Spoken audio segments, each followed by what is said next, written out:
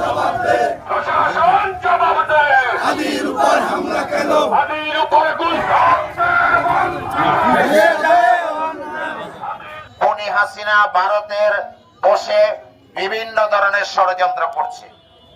যে ষড়যন্ত্রের ধারাবাহিকতা রেখে গতকালকে ঢাকা শহরে ইনকিলাব মঞ্চের অন্যতম নেতা গত 5 আগস্টের এই খুনি হাসিনা পতনের প্রথম সারির নেতা ঢাকা 8 আসনের স্বতন্ত্র প্রার্থী হাদিকে হত্যা করার উদ্দেশ্যে তাকে গুলিবর্ষণ করে আহত করা হয়েছে। এই গুলিবর্ষণ ইঙ্গিত বহন করে আগামী জাতীয় সংসদকে বানচাল করার ইঙ্গিত। সরকারের দোষরদের বলতে চাই, শান্তিপূর্ণভাবে ঘরে বসে আছো, ঘরে বসে থাকো, কোন ষড়যন্ত্র করার চেষ্টা করবা না।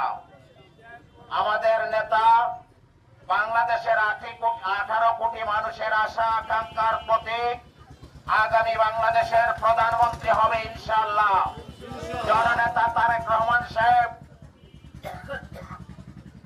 গতকালকে একটি ভিডিও ফুটেজের মাধ্যমে বলেছেন, ভিডিও বার্তায় মেসেজ দিয়েছেন, সেটি হলো বাংলাদেশ জাতীয়তাবাদী দলের সকল নেতা কর্মীদেরকে বলেছে, আপনারা সজাগ থাকুন, প্রশাসনকে সার্বিক সহযোগিতা করুন, এই হামলাকারী এবং ষড়যন্ত্রকারীদের বিরুদ্ধে তথ্য দিন, তাদেরকে পাকড়াও করে প্রশাসনের কাছে গ্রেফতার করে তাদের হস্তান্তর করুন।